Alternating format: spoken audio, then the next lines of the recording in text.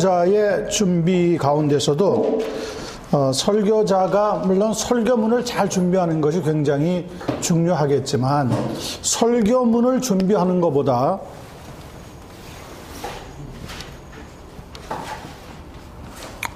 앞서서 설교문을 준비하는 것보다 그게 앞서서 더 잘 준비해야 되는 게 한 가지 있는데 그것은 우리 자신을 준비시키는 겁니다. 내가 누구인가, 내가 어떤 부름을 받았는가, 내가 어떤 삶을 살아드려야 되는가, 이렇게 자기 자신을 준비하는 것이 굉장히 중요하다고 저희가 설명을 해드렸습니다. 그런 점에서 설교자는 여러 가지 많은 일을 알아가는 그런 만물 박사가 아니라 한 가지 일을 아는 전문가가 되어야 된다. 자기 훈련도 있고 기도도 있고 또 성경 읽기에 대한 것까지 지난 시간에 아마 살펴본 것 같습니다. 성경 읽기는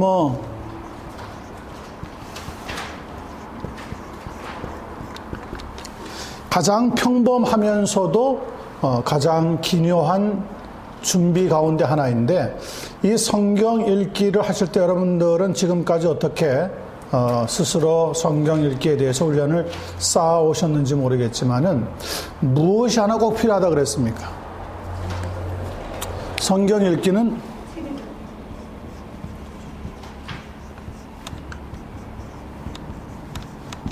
메모의 습관이 필요합니다. 메모의 습관. 성경 말씀은 세상에 있는 어떤 서적이 아니기 때문에 하나님의 감동으로 주신 말씀이 기록된 진리의 책 성경이라고 한다면 읽는 순간에 역시 성경의 저자이신 성령님께서 순간순간 영감을 주시고 마음속에 감동을 나에게만 주시는 감동이 있을 수 있는데 그냥 읽고 지나가 버리면 그때 주셨던 감동이나 영감은 잃어버릴 수 있습니다. 그래서 메모하는 습관을 꼭 기르는 것이 하나님의 말씀을 좀 더 깊이 살펴보는 데 큰 도움이 되어집니다. 항상 성경을 읽으실 때는 옆에다가 메모장이 하나 있어야 돼요. 그래서 어디부터 어디까지 오늘 읽었는데 거기에서 하나님이 내게 주시는 말씀은 이렇게 느꼈다. 이런 것들을 차곡차곡 모아 놓으시다가 보면은 요즘 세상에서 많이 쓰고 있는 그 큐티라고 하는 것 하고는 조금 다른 각도에서 성경의 깊이를 살펴볼 수 있는데 도움이 되어질 것입니다. 오늘은 42페이지에 나오는 영혼을 위한 독서부터 시작해서 남아있는 부분들을 살펴보고 그 다음 과로 들어갑니다. 영혼을 위한 독서입니다. For the Spirit. 설교자에게 책 읽기도 중요한데 경건한 주석이 아니라 지성을 위한 독서까지 하셨는데 균형 있게 읽으라. 균형 있게 읽으라. 균형 읽기가 맞아요. 오케이, 표시해놨습니다. 오케이. 영혼을 위한 독서, 지성을 위한 독서 두 가지 다 우리에게 꼭 필요합니다. 우리의 영적으로 필요한 여러 가지 교회사에 관한 지성을 주는 책들을 읽는 것 중요하고요. 또 하나 그 외에도 우리의 지성을 이제 날카롭게 할 수 있는 여러 책들을 읽는 것도 중요합니다. 교회 사화 같은 것들은 굉장히 중요하다 그렇게 살펴보았습니다. 오늘은 균형 있게 읽으라고 하는 7번부터 시작해 보겠습니다. 자, 이런 여러 책들을 읽을 때 균형을 잃지 않는 것이 매우 중요하다는 것을 잊지 말아야 하는데요. 사람들마다 각각 다른 성향을 가지고 있기 때문에 나름대로 선입관도 가지고 있고 선호하는 것도 있기 마련입니다. 그래서 자기가 싫어하는 것, 자기가 싫어하는 다른 분야의 책들은 읽지 않는 경향이 많이들 있는데 이것은 위험천만한 일이라고 봅니다. 하나님의 사람들, 특별히 설교를 담당해야 되는 여러분들은 하나님의 말씀을 위해서라도 다양한 책을 잘 섭렵하되 균형 있게 그리고 책을 선별해서 특별히 이 자유주의 혹은 신정통주의 그 외에 우리가 생각하고 있는 조금은 다른 각도에서 보고 있는 여러 신학 서적들은 선별할 수 있어야 됩니다. 책이 굉장히 우리의 영혼에 영향을 크게 미치는데요. 어떤 분들은 책을 읽고 나서 어떤 동기를 가졌다고 하는 사람들이 있습니다.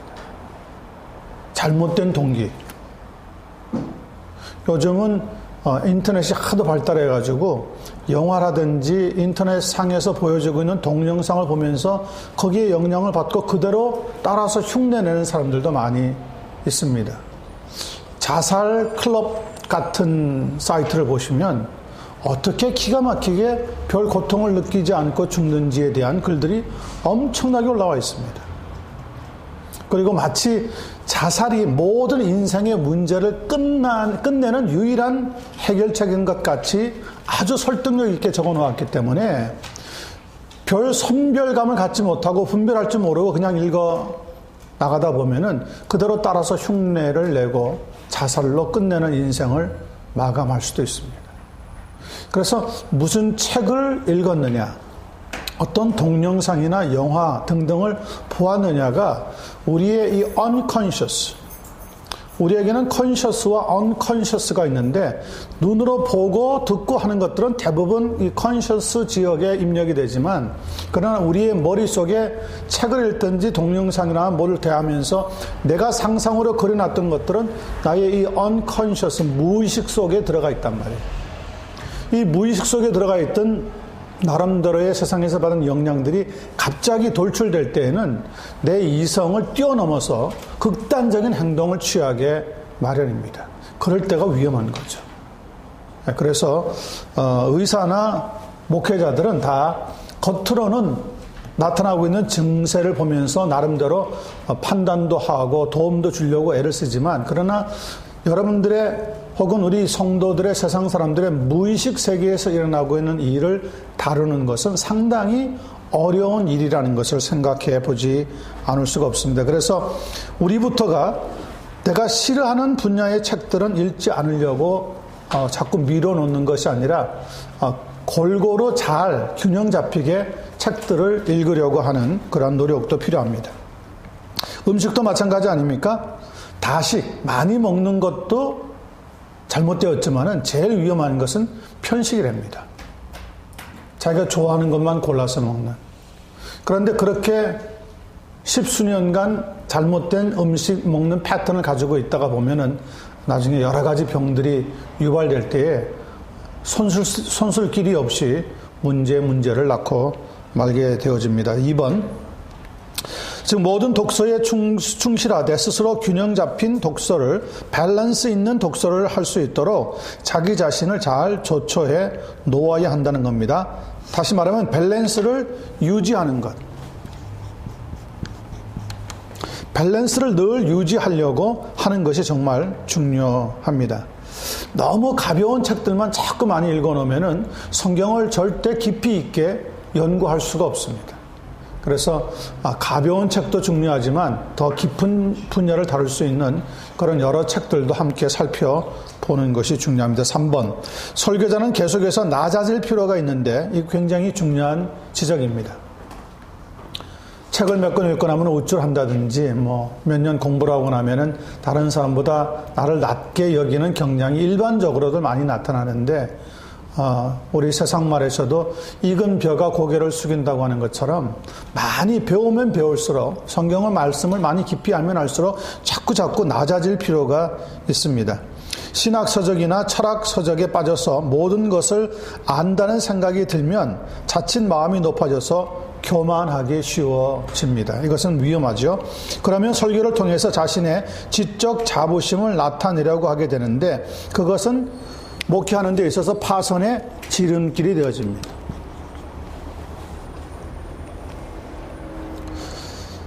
칭찬은 고래도 춤추게 한다고 하지만은 목회자들을 향한, 설교자들을 향한 칭찬은 사실은 조심할 필요가 있습니다. 목사님 설교 너무 좋아요. 그래 나 버리면 이게 독이 됩니다. 한두 번 들었을 때는 사양해서 무슨 말씀을 이러지만 3번, 4번 듣다 보면 그래 내 설교가 과히 나쁘진 않아. 거기에서 이제 한 걸음 더 나가다가 보면 글쎄 주변에 있는 목회자들 설교 들어보면 별거 아니야. 이렇게 자기도 모르게 자기 자신이 괜히 우쭐대는 경향을 많이 나타내는데 처음부터 끝까지 설교자는 겸손한 자세를 항상 유지해야 합니다. 그것이 우리를 더 깊은 곳으로 들어가게 도와주게 됩니다. 4번. 그러므로 다양한 분야의 책들을 매일 읽되 균형 잡힌 독서 생활을 통해서 자신의 영적 건강을 유지해야 할 필요가 있습니다. 비교적 딱딱하고 어려운 책이나 좀 더 신학적인 책들은 언제 읽는 게 좋겠습니까? 오전에 읽는 게 좋고요. 왜냐하면 우리의 머리가 상쾌하고 빨리빨리 입력이 되어지는 순간이 굉장히 중요하고요. 밤에는 다른 유형의 책을 읽는 것이 좋은 점이라고 볼 수 있습니다. 자, 8번. 가장 좋은 자극이라고 하는 제목입니다. 1번. 8번에 1번. 설교자들이 이렇게 책을 읽는 습관을 기르는 목적이 있습니다. 그것은 설교의 아이디어를 얻으려고 하는데 두는 경향이 나타나면은 그것은 잘못된 겁니다. 그걸 가리켜서 우리가 뭐라고 부릅니까? 직업병이라고 부릅니다. 설교자가 매너리즘에 빠지면 안 됩니다. 매너리즘에 빠지면 그때부터 그냥 내리막길을 향해서 달려 내려가게 되었습니다. 독서의 주된 목적은 정보를 제공해 준다는 데 있습니다. 그 독서를 통해서 내가 성경을 살펴볼 수 있는 중요한 정보를 얻으려고 하는데 가지고 있어야 되지, 독서 몇 권 하고 나서 내가 마치 어떤 분야에 어떤 영역에 다 알고 있는 것 같지 않은 행동은 금물이라고 하는 말씀이죠. 그리고 설교자 자신에게 가장 좋은 자극이 되어서 스스로 무엇하도록 만드는 것이 독서의 역할입니까? 스스로 생각하도록. 다른 사람이 아니라 내가 생각할 수 있는 여유가 있어야 됩니다. 다른 사람의 생각을 훔쳐오려고 생각하시면 안 돼요. 내가 독창적으로 생각을 자꾸 발견해내야 됩니다. 2번, 책의 임무가 우리로 생각하게 만드는 것이라고 한다면 독서를 하고 난 뒤에 한갓 아이디어를 얻어서 책에 있는 대로 레코드처럼 읽으면서 그 내용을 되풀이한다면 그것은 설교자로서, 하나님의 사람으로서 심히 부끄러운 일입니다. 책을 읽으면 어떻게 소화해 내야 된다고요? 독창적으로 소화해 내야 됩니다.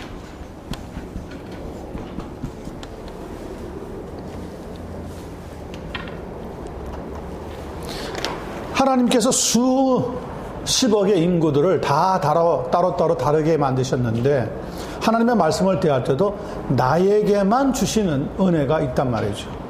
그래서 크리에이티브하게, 독창적으로 하나님 말씀을 읽고 독서를 하고 하면서 자기 스스로를 자꾸 자극해야 되는데, 거기에서 우리는 정보 제공과 함께 생각을 자꾸 깊이 하나님 말씀 쪽으로 움직이려고 하는 행동을 가지고 있어야 됩니다. 독창적으로 소화해내어서 자신이 생각한 결과물을 가지고 설교해야 한다는 거예요. 요즘은요, 설교 사이트가 아주 많이 발달해서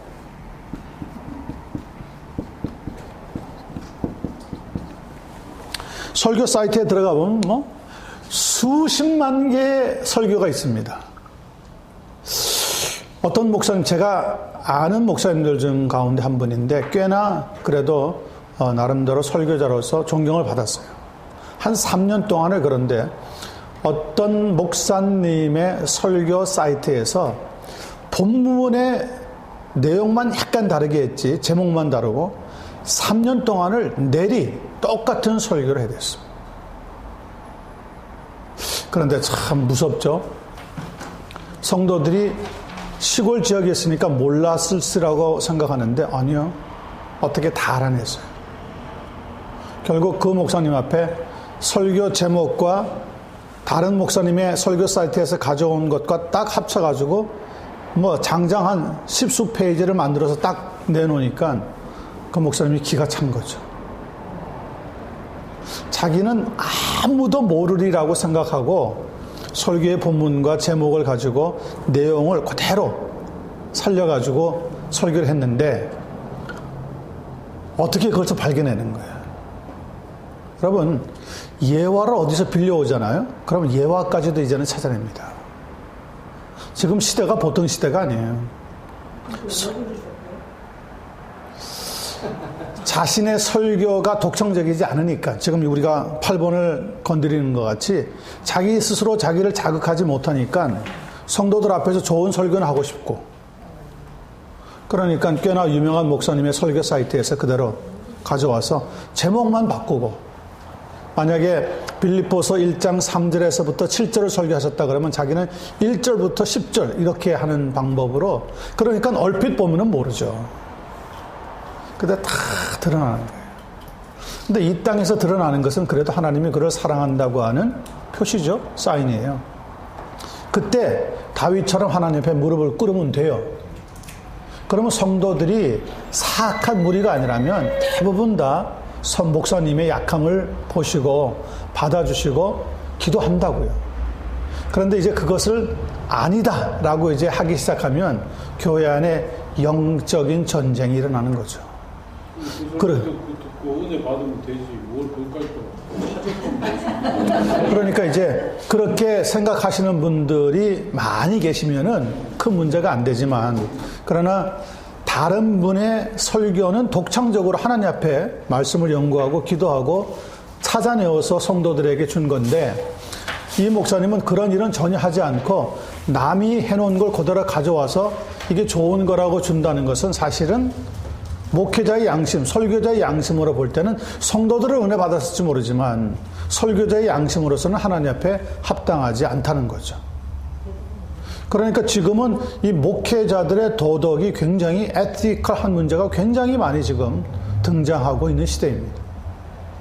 설교 사이트 들어가 보면요, 막 어느 교회 같은 데는 거기 악플을 달아놓은 거 보면 뭐 어디부터 어디까지는 누구의 것인데 왜 그렇게 그 사람이 쓴 거라고 밝히지도 않고 자기 것 같이 설교를 하느냐. 막 이제는요 무서운 시대가 되었습니다. 옛날에 순진하게 철없이 그냥 하나님 말씀인가 보다 받고 은혜 받고 돌아가는 사람들하고 달리 지금 시대는 목회자도 비양심적일 때가 많지만 성도들도 이제는 웬만해서는 그들의 트러스트를 받기가 어려운 시대가 점점 되어가고 있다는 것이 현실이고 사실입니다.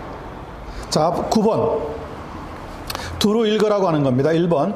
독서를 할 때 일반 서적, 예를 들면 위인전 같은 것을 읽는 것은 굉장히 중요하다는 것을 알아야 하는 것은 다른 이유 없이 정신적인 휴식만을 위해서도 필요하기 때문에 그렇습니다. 정신에도 위안과 휴식이 필요한데요.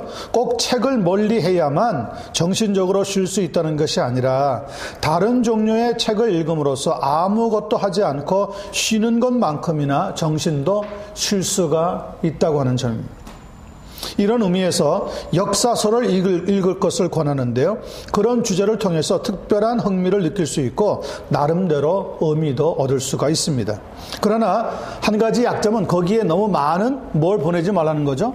많은 시간을 너무 거기다가 보내지 말라는 겁니다. 한두 시간 자기의 정신을 쉬게 하기 위해서 읽는 것은 좋지만 그걸 빠져가지고 밤새도록 읽어버리면 어렵게 되어지는 거죠. 그 많은 거라고 써야지 시간을 쓰시면 안 돼요. 거기에 너무 많은 시간, 많은 시간을 너무 많은 시간을 보내시면 안 된다는 것. 2번, 설교자는 자기 자신을 위해서 그리고 너무 한쪽으로만 치우치는 독서 습관은 지양하고 그러한 독서 생활은 지양하고 균형 잡힌 독서 계획을 세워서 책을 읽어 나가야 합니다. 예를 들어서 여름 휴가를 떠날 때 꼭 신학서적이라든지 복음적이지는 않더라도 진리의 어떤 특정한 단면을 특정한 한 단면을 측면을 담은 최신판 전집과 같은 책을 가지고 가서 가족들과 시간을 보내는 틈틈이 책을 읽는 시간을 가진다면 가치가 있다는 것을 발견하게 될 것입니다. 왜 이렇게 책을 읽는 것에 대해서 이렇게 권장을 많이 할까요? 자기 자신의 내적인 영성을 풍성하게 하기 위해서라는 거죠. 뭐 시간이 안 난다 그럼 어쩔 수 없지만 그러나 시간을 내어서라도 설교자는 하나님 말씀을 다루는 것이기 때문에 많은 독서와 또 많은 양에 대해서 균형 있게 잘 읽고 가지고 있으면 우리에게 굉장히 중요한 포인트들을 집어서 줄 수가 있다는 겁니다. 10번, 음악의 활용. 설교자와 음악, 그러면은 상당히 사실 잘 어울리는 것 같지는 않습니다. 그런데 이 음악이라고 하는 요소는 모든 사람에게 도움이 되는 것은 아니지만 어떤 사람에게는 큰 도움이 되기도 한다고 합니다. 비록 신학을 달리하긴 하지만 신정통주의의 대가였던 칼 발트라고 하는 사람은 그가 생전에 모차르트의 음악을 들으면서 하루의 일과를 시작했다고 합니다. 그래서 많은 그의 후배들이 찾아와서 깜짝 놀랐다고 합니다. 아니, 신학자가 하루의 일과를 시작할 때 성경을 읽든지 그 신학에 관한 어떤 책들을 읽어야지 왜 음악을 듣고 시작을 합니까? 그러니까 그분의 대답이 걸작입니다. 내 영혼은 장엄한 음악을 듣는 순간에 깨어난다는 거예요. 그래서 그런 어떤 습관을 가지고 있는 적이 있다고 하는데 여러 훌륭한 설교자들의 이야기를 종합해보면 음악은 나름대로 자신들이 듣는 음악이 있더라고요. 그래서 자신의 이 영혼이 좀 더 감성적으로 깨어날 수 있는데 큰 도움을 주기 때문에 그렇다고 합니다. 모차르트의 음악은 그의 기분을 좋게 했고요. 영혼의 행복을 느끼게 해주었고 자신을 해방시켜주고 자유롭게 풀어줌으로써 그에게는 독자적인 생각을 할 수 있는 기회를 제공하게 되더라는 겁니다. 베토벤과 같은 사람의 음악, 그 다음에 핸델의 음악 등등을 여러분들이 그 고전적인 음악들을 많이 이렇게 들어보시면 여러분들의 영혼의 강성함을 얻을 수 있습니다. 지금 유행하고 있는 음악들은 굉장히 비트가 강하기 때문에 우리를 흥분시키기는 하지만 깊은 영적인 세계에 들어가는 데는 걸림돌이 되어집니다. 물론 여러분들이 좋아하는 음악의 취향은 각각 다 다르겠지만은 하나님의 말씀을 좀 더 무게 있게 진중하게 그리고 강력하게 증거하고자 하는 마음이 생긴다면 음악들도 선별해서 우리가 들을 수 있는 힘이 있어야 한다는 것을 볼 수 있습니다. 2번, 잊지 말아야 하는 것은 인간은 지성만으로는 채워질 수 있는 존재가 아니라는 것. 우리에게는 지정의 세 분야가 각각 자리 잡고 있기 때문에 지성이 만족했다고 해서 모든 게 다 만족해지지는 않습니다. 다윗이 수금 같은 악기로 음악을 연주했던 것도 아마 바로 그런 이유에서 시작을 했을 것 같습니다. 설교자도 거기에 비한다면은 인간이라는 것을 우리가 잊지 말아야 하리라고 생각합니다. 10번 들어갑니다. 이제 중요한 것은 설교문의 준비입니다. The preparation of the sermon. 자, 1번, 이렇게 설교자의 준비에 관한 부분을 다루고 나면은 이제 가장 본문의 핵심이 되는 설교문의 준비를 다루게 되어지는데 그것은 설교야말로 교회 사역에 있어서 가장 우선적인 일이면서도 중요한 일이기 때문에 그렇습니다. 왜 다른 부분은 다루지 않는가? 예를 들면 신방이라든지 여러 가지 일들이 있는데 왜 그런 것은 다루지 않고 설교문을 준비하는 데 집중을 하는가? 1번, 물론 신방이라든지 강단 기도나 공중 기도, 예배의 전반적인 진행이나 인도 등등 다른 중요한 영역도 있을 수 있지만 설교가 이 모든 일을 무엇한다고 보느냐? 통제한다고 보는 겁니다.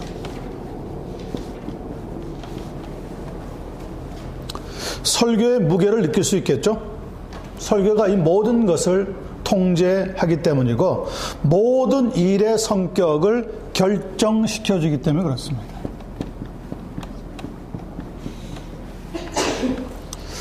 하나님의 말씀이 제대로 증거되고 내게 적용이 되면은 그때부터 내 삶에 무엇을 시작해야 하는지 순서가 잡히기를 시작한다고요.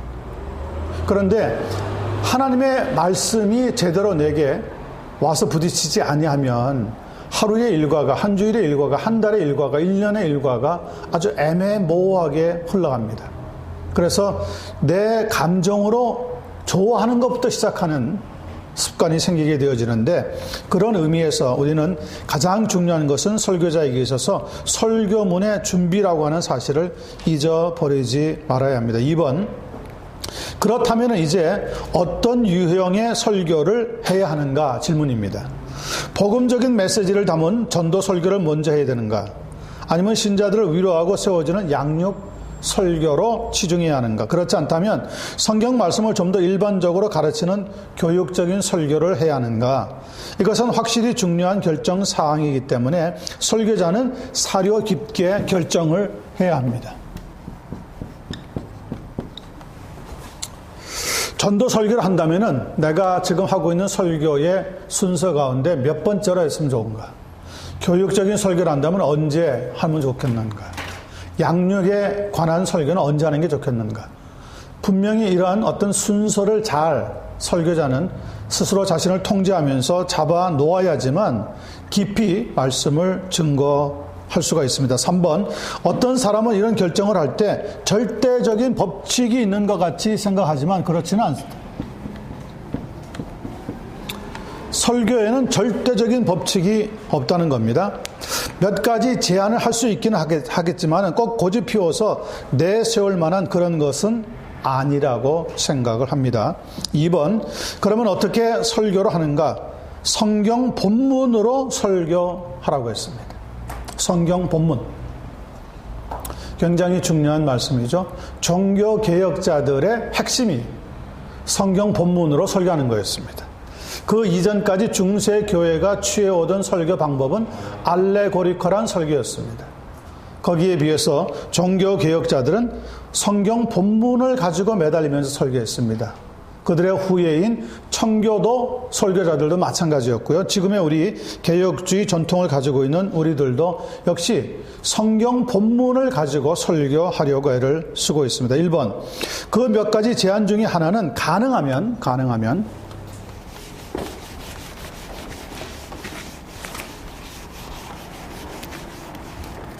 어쩔 수 없는 경우도 생길 수 있겠지만은 가능하다면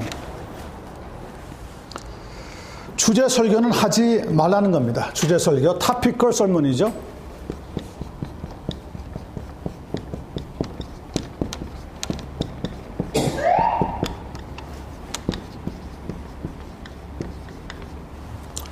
topical sermon.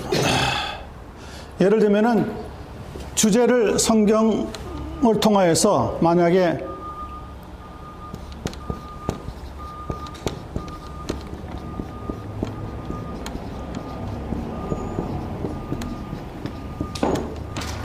예수님이 제자들에게 너희는 세상의 빛이다.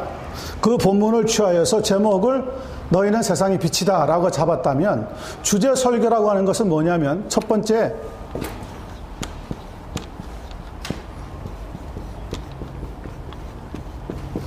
빛에 대한 정의를 하는 겁니다. 빛이란 무엇인가? 그리고 두 번째,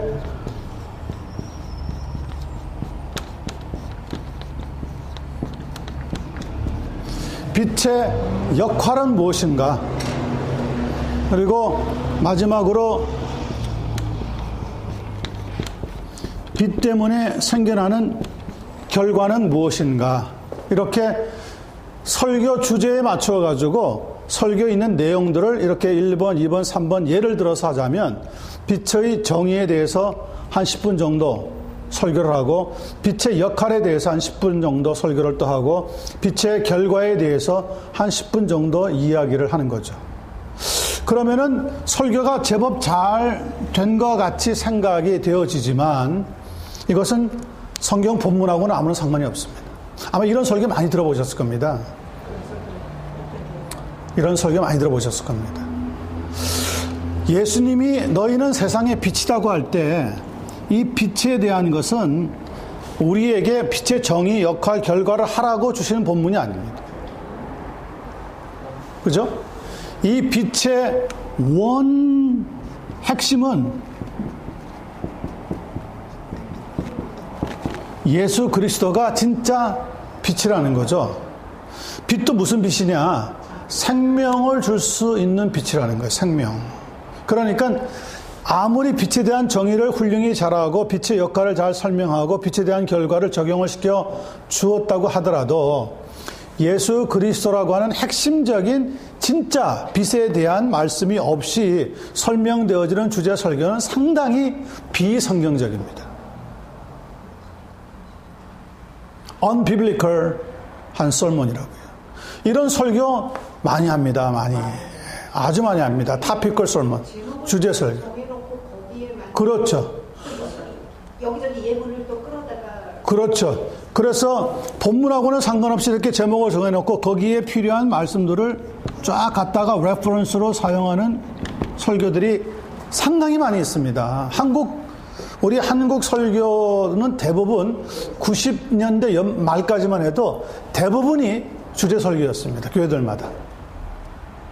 그런데 이것은 우리가 지금 보고 있는 개혁주의 설교 혹은 성경적인 설교에서 보자면 굉장히 비성경적인 설교들이었습니다. 이 topical sermon, 주제 설교는 그래서 사실은 하시면은, 이거는 강의하실 때, 강의 제목으로는 괜찮을 수 있습니다. 그러나 설교에서는 가능하면 주제 설교는 하지 말라고 부탁을 하고 있습니다. 이것은 주제를 미리 정해놓은 다음에 그 주제에 맞는 본문을 찾은 뒤에 설교문을 만들어 설교하는 것이기 때문에 그렇습니다. 성경 본문으로 설교하라고 하는 우리 종교개혁적인 입장에서 보자면 이것은 전혀 맞지 않는 태도입니다. 2번, 교리설교, doctrinal sermon도 될 수 있으면 하지 말라고 부탁합니다. 우리 지금 세상을 떠나셨지만은 우리 김명도 목사님이 계실 때는 교리 설교를 많이 하라고 부탁을 하신 걸 제가 들었어요. 교리 설교. 물론 교리 설교가 굉장히 중요합니다. 왜냐하면 현대 많은 성도들이 교리가 뭔지 모릅니다. 그리고 아예 교리를 무시하는 시대에 살고 있습니다. 교리가 밥 먹여주냐? 에? 복음이 우리를 생명을 주는 것이지 교리가 무슨. 그런데 이 교리는 굉장히 중요합니다. 굉장히 중요합니다. 성경에서 나왔기 때문에 굉장히 중요합니다. 그러더라도 설교 시간을 통해서는 교리는 될 수 있으면 설교로 표현하지 말라고 부탁을 하고 있습니다. 그 이유가 있습니다.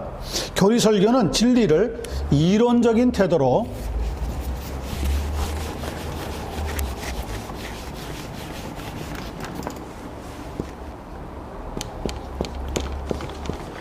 교리 설교는 너무 이론적인 태도로 대하거나 지나치게 지적인 태도로 대하는 경향이 있기 때문에 그렇습니다.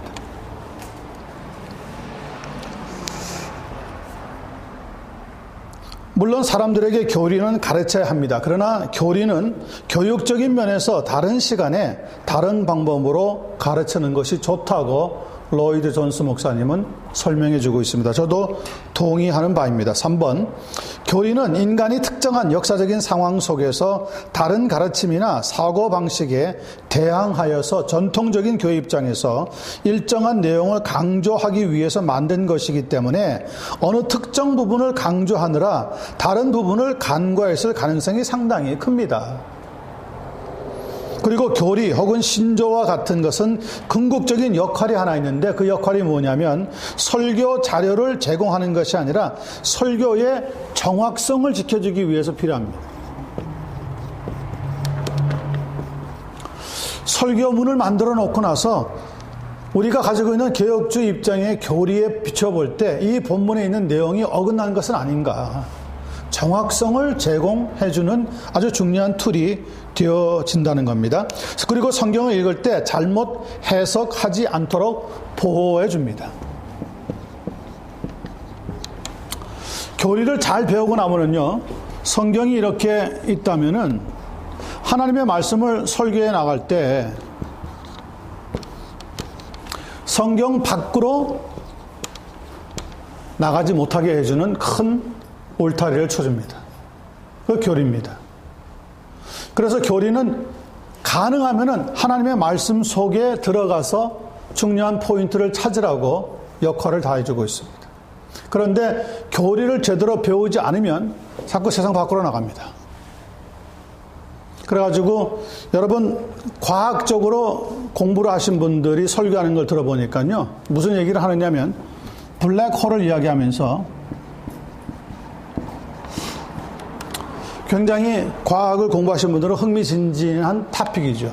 하면서 들어가는 입구는 있는데 빠져나가는 출구가 없다는 거죠. 한번 들어가면 그 안에 다 잠겨서 그 안에서 죽는다는 거예요. 빛을 잃어버리고. 그러면서 아마 그것이 지옥일 것이다. 이렇게 결론을 내리는 설교를 제가 들어본 적이 있어요. 그런데 참 놀라운 것은요, 그 교회의 그 목사님의 그런 과학적인 어떤 접근법의 설교에 적응이 된 성도님들이 다 머리를 일제히 끄떡끄떡 하면서 동의하는 듯한 태도를 봤습니다. 이것은 교리를 조금만 제대로 배우면은요, 이렇게 성경 밖으로 나가지 않을 수 있는데, 교리를 제대로 배워놓지 않으면은 세상적인 여러 가지 접근법을 취하면서 마치 새로운 것을 발견했는데 바로 이것이 성경에 나와 있는 무엇과 같다고 하는 식으로 갖다 붙이게 되어지는 거죠. 베리칩이라고 하는 것도 마찬가지입니다, 지금.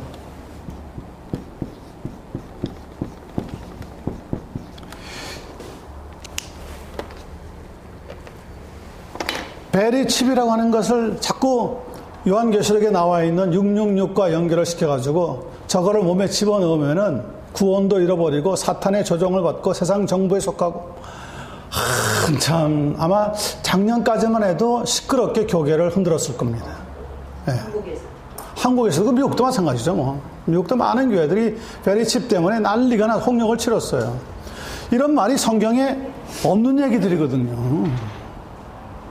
그러니까 이 성경 안에 머물러야 되는데도 불구하고 자꾸 자기도 모르게 자기가 좋아하는 책들이나 독서를 자꾸 하다 보면 이렇게 교회 성경 밖으로, 말씀 밖으로 빠지는 일들이 생긴단 말이에요. 이런 일들을 우리가 조심하도록 도와주는 역할이 바로 교리에 있는데, 그럴지라도 교리를 가지고 설교로 하는 것은 좀 금지해야 되는 일이라고 생각을 하게 됩니다. 4번, 그러므로 설교 메시지는 언제나 성경에서 직접 나와야지 아무리 훌륭한 인간이라도 인간이 만든 교리와 같은 공식에서 나오면 안 되는데, 교리 설교를 반대하는 최종적인 근거는 이겁니다.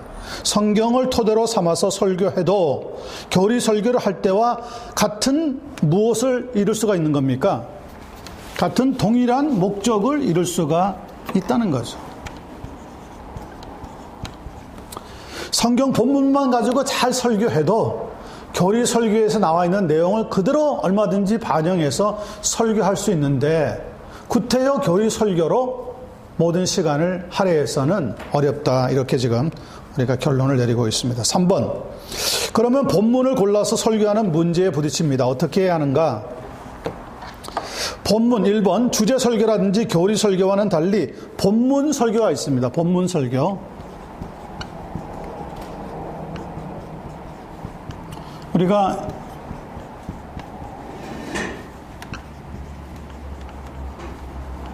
쉽게 이야기하는 textual sermon입니다.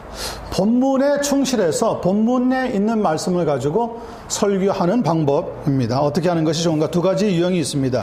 1번, 본문을 골라서 설교하는 유형이 있고요. 본문을 연속적으로 설교하는 형이 있습니다.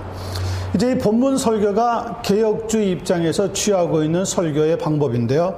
그래도 그 중에서 서로 조금씩 다른 아이디어가 있습니다. 먼저 1번을 살펴보겠습니다. 본문을 골라서 설교하는 형태입니다. 19세기가 배출하였던 가장 위대한 설교자 중에 한 사람, 찰스 헤든 스폴전 목사님은 이 유형을 강경하게 고수했던 사람입니다. 그리고 그는 연속 설교를 강하게 반대했습니다. 이유는 이것입니다. 인간이 연속 설교를 하겠다고 작정하는 것 자체가 어떤 의미에서는 무슨 일이라고 보았느냐면, 주제 넘는 짓이라고 보았습니다.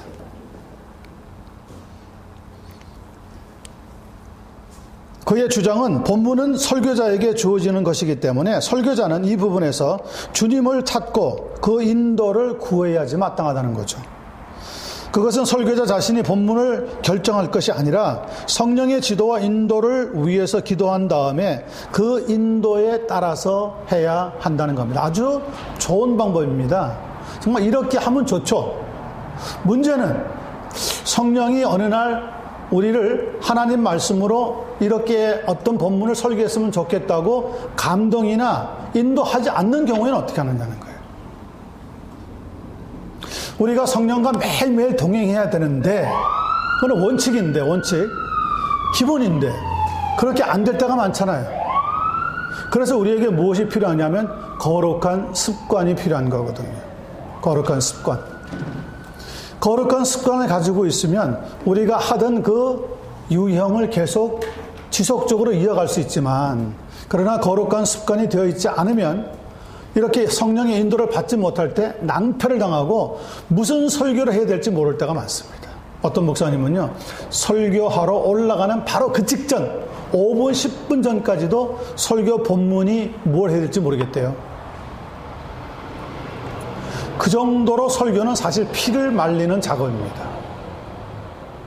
어떤 때는요, 설교 마치고 나면 월요일 날쯤 되었는데, 돌아오는 주일에는 이 본문으로 설교했으면 좋겠다 라고 하는 어떤 인도, 감동이 오기도 하지만, 어떤 때는 금요일이 다 가는데도, 토요일 새벽 기도가 끝났는데도 어떤 말씀을 전해야 될지 감이 안 잡힐 때가 있어요.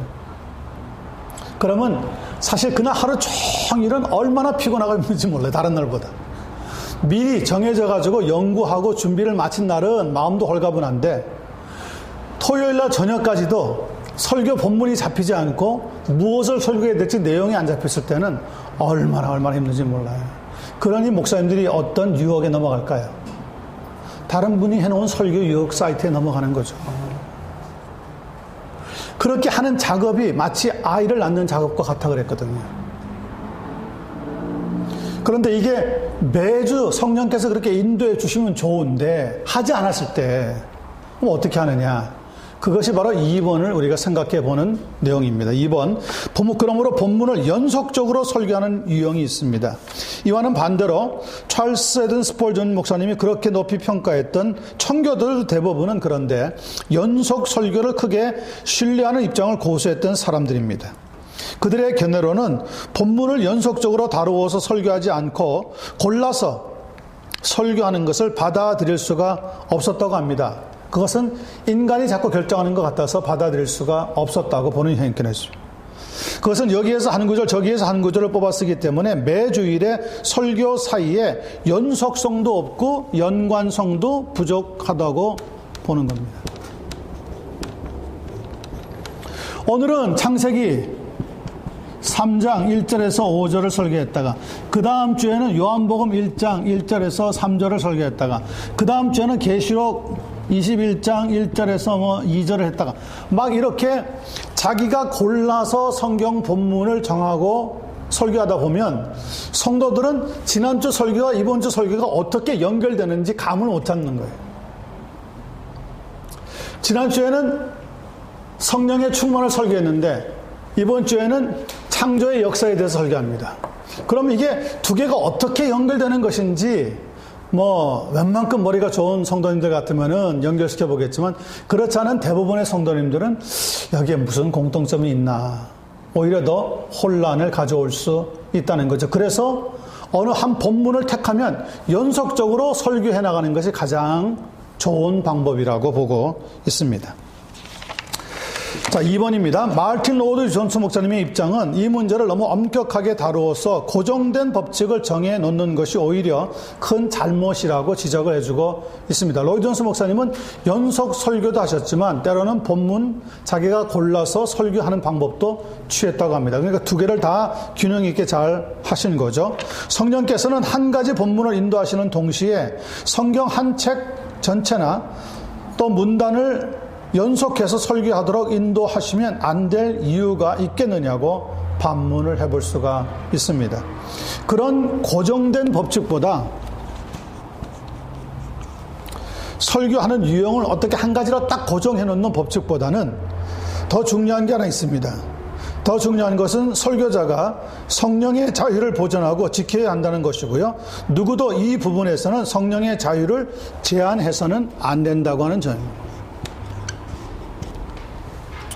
설교자가 하나님의 말씀을 다루고 있다면 이 말씀의 주인 되시는, 저자가 되시는 성령을 의지해야 되는 것은 당연한 것이고, 성령의 인도하심을 받으면서 나아가야 되기 때문에 이 성령의 자유, 성령의 독단적인 이 분야에 대해서는 제한해서는 안 되는 것이라고 연속 설교에 대한 더 많은 가치를 주고 주장하고 있습니다. 3번, 그런 점에서 수개월 동안 설교할 본문 목록을 미리 작성해두고 무엇을 설교할 것인지 결정하고 미리 면밀한 계획표를 작성하는 방법은 크게 반대한다고 합니다. 이런 일들은 루터란 교회라든지 성공회, 우리 개신교에서는 루터란 교회라든지 성공회 혹은 감리교 계통의 교단에서 많이 즐겨 사용하고 있는 설교 계획표입니다. 설교 계획을 세워서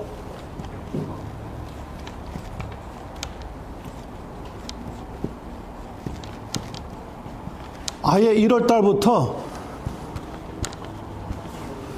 12월까지 달달이 어떤 본문을 택해서 어떤 설교를 해야 되는지 어떤 교단은 보면 아예 책을 만들어서 목사님들한테 나눠줍니다.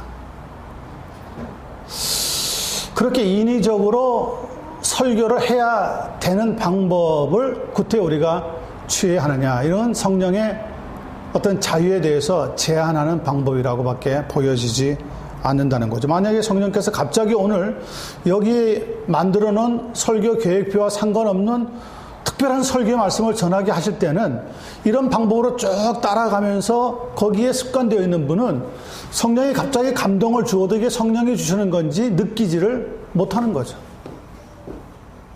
우리는 어떤 교단이나 개인이 세워놓은 설교의 계획표보다 성령의 인도하심에 더 예민해야 되는 책임이 있는 사람이라는 것을 잊어버려서는 안 됩니다. 그러나 일반적으로 말할 때 그런 계획표를 만들어서 인쇄하고 아주 어떤 때는 예쁘게 돈을 들여가지고 뭐 굉장히 비싸게 만들어서 주지만 어떤 본문을 설교할 것인지 미리 표시해 두는 것은 확실히 성령의 주권과 인도를 어느 정도 제한하는 것이라고밖에 말할 수가 없습니다.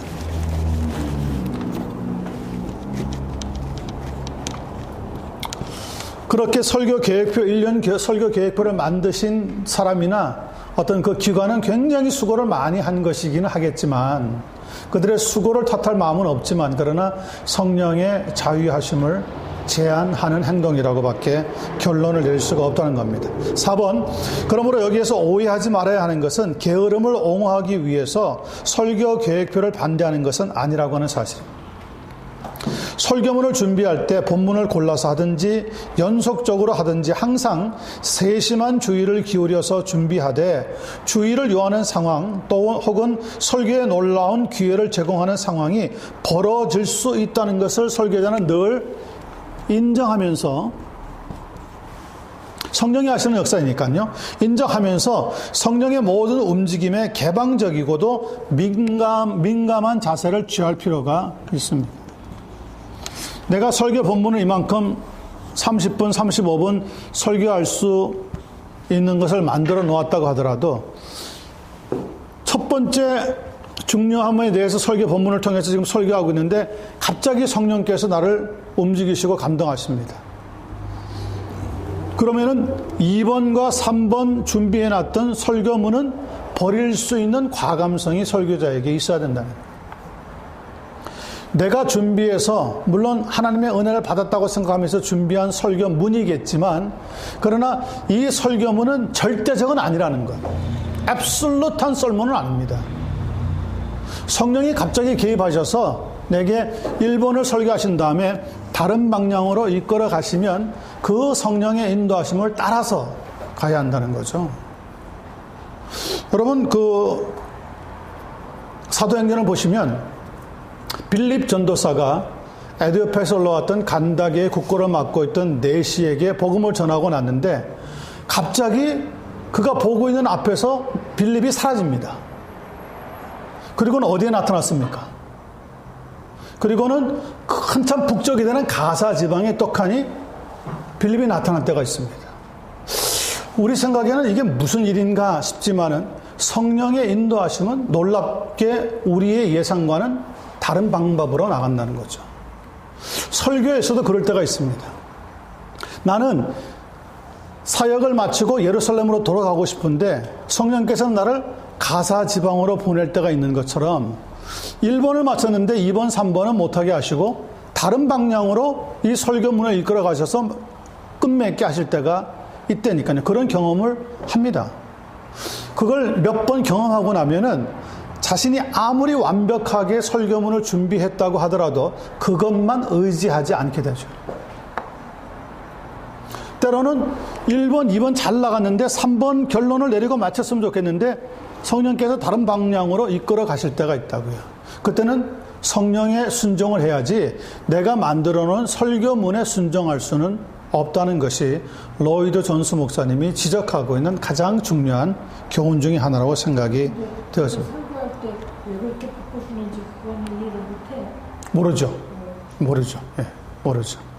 갑자기 설교하다가 이 정도에서 끝내고 지금 성경에서는 이쪽으로 나가는 것을 원하시는 것 같다는 감이 탁 들어오죠.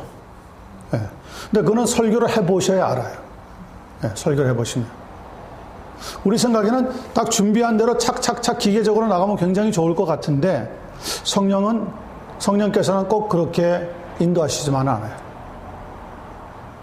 우리의 교회과는 전혀 다른 방법으로 이끌어 가실 때가 많이 있습니다. 그래서 설교를 할 때는 성령에게 온전히 오픈하는 것이 중요한 거죠. 자, 5번. 다만 성령의 자유는 설교자가 설교를 준비하는 동안에도 실제로 설교하는 동안에든 전혀 준비하는 동안이든지 설교하는 동안이든지 전혀 예측하지 못한 방식으로 주제가 발전될 수도 있고 중도에 끊길 수도 있고 때로는 바뀔 수도 있다고 하는 점에서 볼 때 설교 계획표를 미리 짜놓는 것은 어떤 일일까요? 아주 우스운 일입니다. 우스운 일이에요.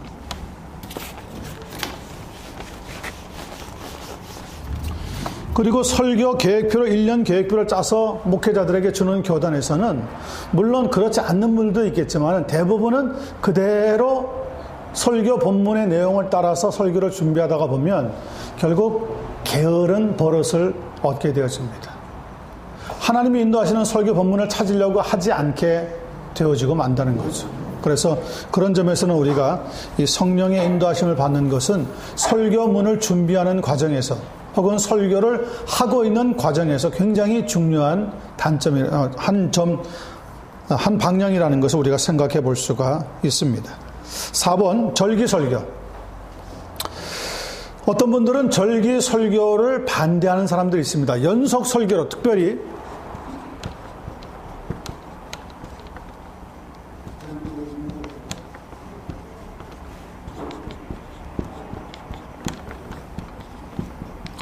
연속 설교를 아주 좋아하고 인도에 나가시는 설교자들 가운데는 만약에 요한복음 1장부터 시작해서 계속 설교를 해나갔다고 한다면 요한복음 12장 들어와서 1절에서 3절을 설교할 시간인데 마침 이때에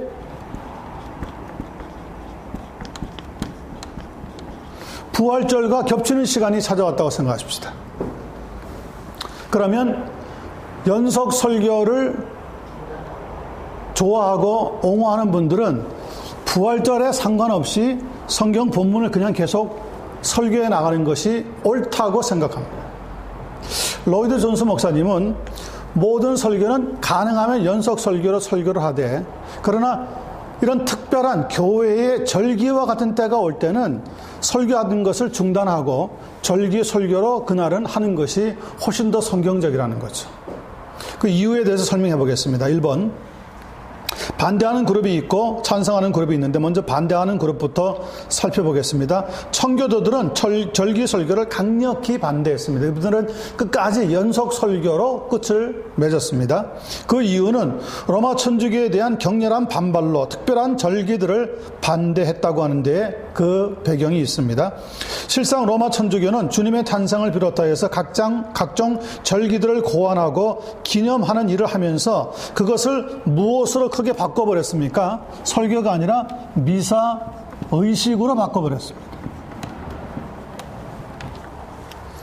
그래서 만약에 부활절 설교 같은 부활절 설교가 중요한 게 아니라 부활절에 관계되는 주변에 있는 모든 형식들이 더 중요한 거예요.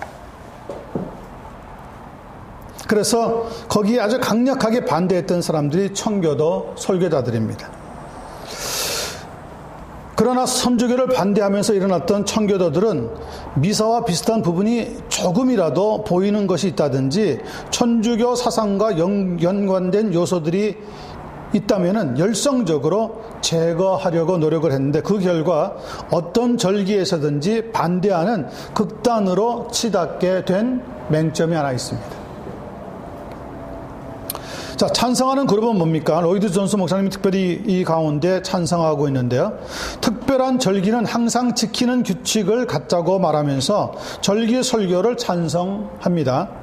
성탄절과 강림절 사이에는 특별한 설교를 해야 한다고까지 말합니다. 그뿐 아니라 순환일 그리고 부활절과 성령 강림절에도 특별한 설교를 해야 한다고 주장하고 있습니다. 그렇게 주장하는 첫 번째 이유는 청교도들처럼 너무 격렬하게 반발하는 경향은 잘못된 처사였다고 하는 것만이 아니라 오늘날 대부분의 사람들이 기독교 신앙의 무엇과 무엇을요? 기독교 신앙의 토대와 본질,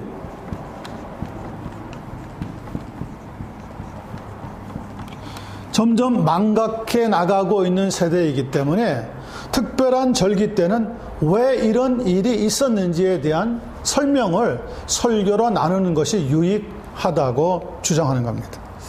망각하는 위험에 봉착해 있기 때문이라고 하는 것이고요. 두 번째는 신약 성경에서 발견되는 것인데 사도들이 어떤 주제를 다루든지 항상 기독교 신앙의 기본적인 사실로 돌아갔다는 겁니다. 어떤 문제가 생기더라도 그 문제를 해결하고 나면 다시 기독교의 본질로 돌아갔기 때문에 이런 절기들을 통해서 기독교의 본질에 대한 설교를 하는 것이 크게 교회에는 덕이 되어진다는 거죠. 자, 큰 2번입니다. 지금 시대의 사람들은 지나치게 지적인 태도에 빠져서 절기를 맞아도 기독교 신앙의 토대를 이루는 중대한 역사적인 사실들과 접촉점에 무관심하고 있습니다.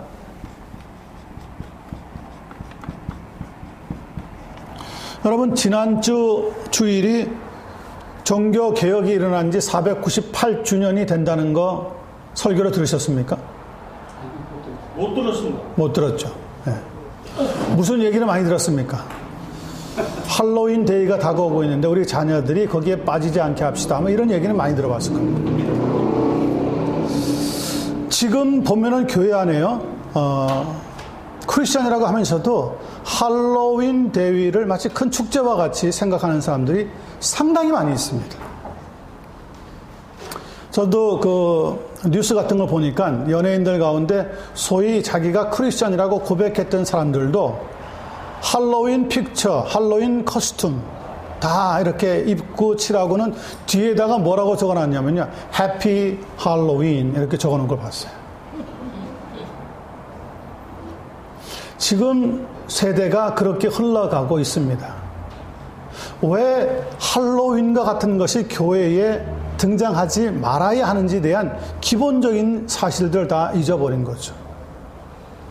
여러분, 교회에서 성탄절이 되면은 누가 등장합니까? 네. 특별히 아이들이 연극을 할 때 보면 누가 꼭 등장하느냐면 산타클로스가 등장합니다.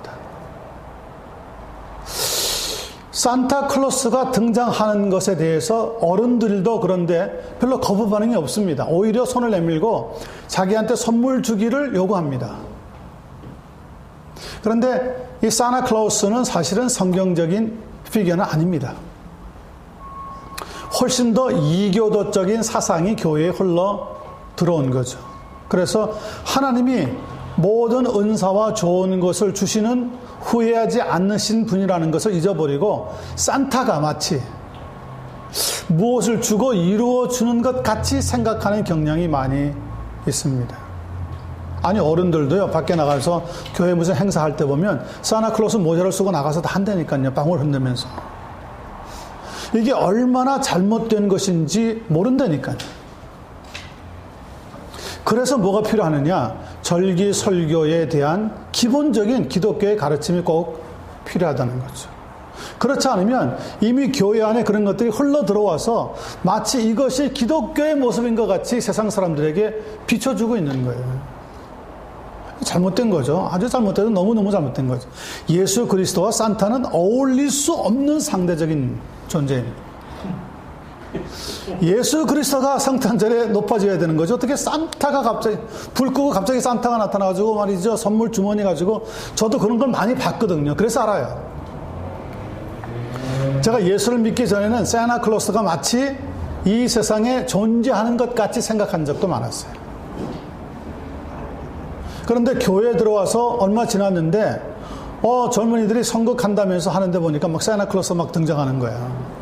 선물을 막 넣어가지고 막 나눠도 주고. 근데 차츰차츰 시간이 지나가면서 성경을 배우고 신학을 배워가면서 바로 이런 세상적인 요소가 오늘 교회에 얼마나 많이 들어와서 마치 기독교의 문화의 한 모양인 양 자리 잡고 있는가. 이런 것들을 빨리 제거해내야 되거든요. 그렇지 않는 이상은 우리의 마음속 한쪽 구석에 항상 이런 세상에 있는 전설적인 우화적인 얘기의 한 칸을 이미 빼앗기고 있다고. 절기의 의미도 상실한 그런 위험에 처해 있는 시대입니다. 주님께서는 너희가 피리를 불어도 춤을 추지 않았다고 지적하신 것처럼 오늘날 대부분의 사람들은 주님의 탄생에 대한 설교를 들어도 또 주님께서 갈보리 언덕 십자가 위에서 돌아가신 일에 대한 설교를 들어도 아무 반응을 보이지 않고 아무 감동도 받지 않기 때문에 특별한 절기 때의 설교는 이런 측면에서 상당히 큰 가치가 있다고 볼 수 있습니다. 3번 그런 점에서 절기 설교들은 우리 신분의 토대를 이루고 있는 사건들을 어떤 의미에서 억지로라도 되새기게 해주고요. 그 일로 돌아가서 마치 자기 자신이 그 현장에 있었던 것처럼 살펴보도록 돕는 효과가 있다는 것입니다. 그러므로 절기를 맞으면 거의 모든 시간을 복음을 설교할 기회로 활용해야 합니다. 아무리 연속 설교를 하고 있던 것들이 있더라도 부활절과 같은 어떤 특별한 절기 때가 되면은 거기에다가 양해를 하고 절기 설교로 말씀을 증가하는 것이 그날 주일에는 상당히 중요하다고 볼 수가 있습니다. 4번 12월의 마지막 날을 마치고 새해 첫 주를 맞이할 때 분명히 다른 어떤 날과도 같은 날이긴 하지만 이게 굉장히 중요한 사실이죠. 12월 31일이나 그 다음날 새해 1월 1일이나 새로운 날이 아닙니다. 그저 다음 날이지. 그러나 세상 사람들이 그렇게 다 느끼고 있는 그때 우리에게도 어떤 새로운 도전과 각오가 필요하다는 거죠. 그것은 이론적인 관점에서 취급하는 시간이고요. 이론적인 시간. 사람들의 감성에는 문제는 우리를 포함하여서 모든 사람의 감성에는 새해라고 하는 것은 새롭게 결심하는 날로 여기고 있기 때문에 설교자에게 있어서는 인생의 무상함을 일깨워줄 절호의 기회를 얻은 것과 같은데 그럼에도 불구하고 이런 기회를 활용하지 않는 설교자라면 어리석은 자이고 강단에 서기에도 합당치 않는 자라고 밖에 말할 수가 없다는 거죠. 자, 5번 그뿐 아니라 세상에 돌발적으로 일어나는 사건들은 또 얼마나 많습니까? 만약에 예를 들어서 다음 주 이 시간쯤에 갑자기 이 LA에서 큰 지진이 8.0 같은 게 막 터졌다 그럽시다. 그래서 막 건물이 무너지고 뭐 불자동차가 오고 사람들이 다치고 막 엄청난 소동이 일어났습니다. 그런데 그 돌아오는 주일날 아무런 일이 없었던 것 같이 연속 설교를 해나간다면 성도들이 생각할 때는 뭐라고 어떻게 보겠습니까? 교회는 도무지 세상 일에는 관심이 없구나. 그럴 때야말로 특별한 설교가 필요한 거잖아요. 그럴 때야말로 이 세상은 믿을 것이 못 됩니다. 조금만 흔들려도 이런 엄청난 난리가 나는데 이런 천재지변을 만났을 때 누가 그 가운데 우리를 보호해 줄 수가 있겠습니까? 하나님밖에 그렇게 하실 수 있는 분이 더 있겠습니까? 이런 특별한 설교가 반드시 필요하다는 거죠. 그러면서 희생을 당한 사람들이 있다면 그런 사람들을 기억하고 위로해 주는 말을 해 줄 수 있다면 혹시 그런 분들과 연결되어 있는 분들은 마음속에 위로를 받으면서 소망을 하나님께 더욱 두게 된다는 거예요. 그러니까 절기 설교와 특별한 설교 같은 시간에는 연속 설교도 약간의 시간을 거기에다가 양해해 주는 것이 좋다는 거죠. 할애해 주는 거 좋다는 거죠. 5번, 그뿐 아니라 세상에 돌발적으로 일어나는 사건들이나 현상들도 또한 절기 설교와 같이 얼마든지 특별한 주제로 삼을 수가 있습니다. 예를 들면 지진, 토네이로, 태풍, 산불, 쓰나미와 같은 재난은 설교할 수 있는 좋은 기회입니다.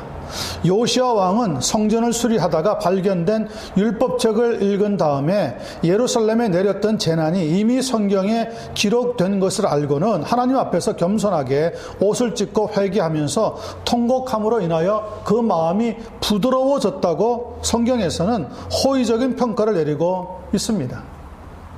설사 세상에서 가장 훌륭한 연속 설교를 계획했다고 하더라도 지진이 발생했다면 중단하는 것이 마땅하다는 거죠. 지진이 일어났는데도 기계적으로 자신이 하던 설교를 계속하는 사람은 뭐가 없는 사람이라고요? 희망이 없는 사람입니다. 희망이 없는 사람. 저는 동의합니다. 동의해요. 때로는 설교자가 하나님의 종이고 단단해야 하지만 때로는 강단해서 자신의 연약함을 내놓고 우는 모습도 보일 수 있어야 됩니다. 약한 모습을 고백할 수 있는 모습도 있어야 합니다. 그럴 때 성도들이 목사님도 우리와 같은 연약한 인간이구나 느낄 때 뭘 합니까? 예수님이 우리의 고통을 담당하심으로 인하여서 무엇을 하셨다 그랬죠? 우리의 아픔을 체휼하셨다 그랬잖아요. 체휼. 공감대가 이루어지는 거예요. 공감대가. 어떤 성도가 오늘 다쳤다고 하는데도 그래요. 기도하고 힘냅시다. 그렇게 지나가지 못한다는 거예요. 어떤 사람의 가족이 세상을 떠났습니다. 천국 갔을 텐데 너무 걱정하지 마세요. 안다고요. 천국 간 줄 안 되니까요. 그러나 그 순간 그분에게는 뭐가 필요합니까? 위로가 필요하다니까요. 위로가. 왜? 사람이니까. 그러니까 목회자에게, 설교자에게 자칫 잘못하면은 이런 면을 간과하고 그냥 지나가기 쉬운데 바로 이럴 때 특별한 설교가 꼭 필요하다고 이야기하고 있습니다. 5번. 그러면 연속 설교는 어떻게 준비할 것인가? 1번. 설교문을 준비하는 몇 가지 방법 중에 한 가지는 성경 한 책을 연구하되, 예를 들면 마태복음 같으면 마태복음, 마가복음 같으면 마가복음 이렇게 연구하되 체계적으로 연구하는 것이 좋습니다. 또 한 가지는 한 책의 일정 부분, 예를 들면 에베소서 2장 이렇게 한 부분을, 일정 부분을 택하여서, 또 다른 예를 들자면 산상설교 같은 부분, 그리스도인들의 삶을 체계적으로 연구하면서 설교해 나가는 방법입니다. 그렇지 않으면 한 장 안에서도 또 특별한 일정 부분을 계속 연구하는 것이 있을 수도 있습니다. 여러분, 마태복음 13장 같은 것은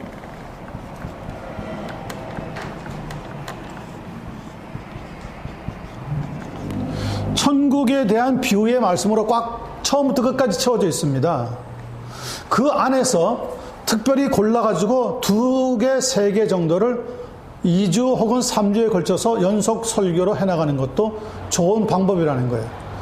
물론 마태복음 13장 전부를 설교하는 것도 하나의 좋은 방법이겠지만은, 그러나 때로는 그 안에서 2가지, 3가지의 예와 비유를 들어서 하나님의 말씀을 증거하는 것도 썩 훌륭한 방법이 될 수 있다고 생각합니다. 어떤 교회는 시편을 강해 설교를 했는데요. 시편을 10년이 넘어서 끝났어요. 그러니 이제 그 교회에 오는 성도들이 하는 이야기가 뭐냐면 한 2년쯤 지나니까요. 또 시편이야 그러더래요. 그러니까 성경의 다른 부분의 설교도 좀 듣고 싶은데 이 목사님은 시편을 처음부터 끝까지 자기가 목회하는 동안에 다 한번 설교해보고 싶은 거죠. 그러니 10년 이상이나 된 거죠. 근데 성도들은 시편만 계속 듣다가 보니까 다른 성경에 대해서 갈증이 생기는 거예요. 갈증이. 자, 이런 경우는 어떻게 하는 게 좋을까요? 그러면은 어느 정도 틈을 두시고 설교를 하시다가 시편 같은 것도 보면 크게 나누면 5권으로 따로따로 나눠져 있거든요. 모세의 오경을 닮아가지고 5권으로 크게 이렇게 분류를 정해놨단 말이에요. 그러면은 창세기에 해당하는 첫 번째 시편의 말씀들을 설교하고 나면은 다시 신약 성경으로 좀 돌아가서 마태복음 같으면 마태복음을 설교하고 다시 돌아와서 또 2번째 부분을 다루면 상당히 성도들에게는 힘이 되지요. 그런데 계속해서 줄기차게 10년 동안 하면 성도들의 입에서 그런 말이 나올 수밖에 없어요. 또 시편이야. 또 시편이야. 물론 시편이 중요하죠. 그러나 시편 외에도 성경에 여러 군데가 중요하다는 것을 우리가 꼭 기억을 해야 합니다. 자, 2번 연속 설교의 장점이 있습니다. 특별히 목회자의 무엇을 크게 들어줍니까? 부담과 수고를 크게 들어줍니다.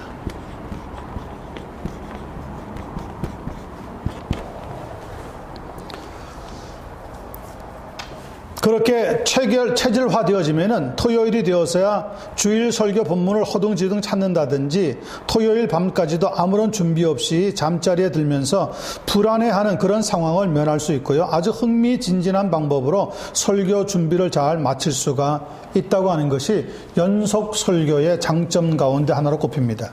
3번, 다시 한번 강조하고 있는 것은 설교문을 준비할 때 그 자료, 예를 들면 본문, 골격, 소제목, 주제 등등 항상 성경에서 나와야 되고요. 또 항상 강해적인 태도를 지녀야 합니다.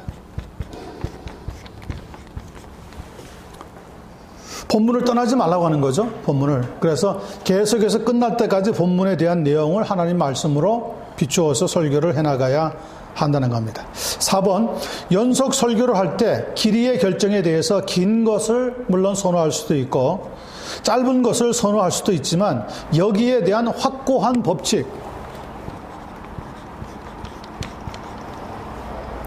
확고한 법칙이나 규범은 정해 놓을 수가 없다고 하는 것이 지적되고 있는 상황입니다. 청교도들의 설교는 대부분 굉장히 길었습니다. 혹 그런데 누군가가 그들의 책을 읽고 나서 감동을 받아서 그들을 쫓아가면서 깊게 그리고 길게 설교하려고 애를 쓰다가 보면 그 방식이 자신에게는 맞지 않음을 알게 될 뿐만 아니라 얼마 안 가서 교인들을 잃어버릴 수도 있다는 것을 우리는 꼭 기억을 해야 합니다. 5번, 그것은 설교자의 개성과 성숙도에 따라 다르기 때문이기도 하지만 회중들의 성숙도에 있어서도 의도는 좋았겠지만 그런 설교의 내용의 깊이와 너무 긴 설교를 이해할 수 없기 때문에 일어날 수 있는 해프닝입니다. 설교는 결코 고정되거나 형식에 매여서는 안 됩니다.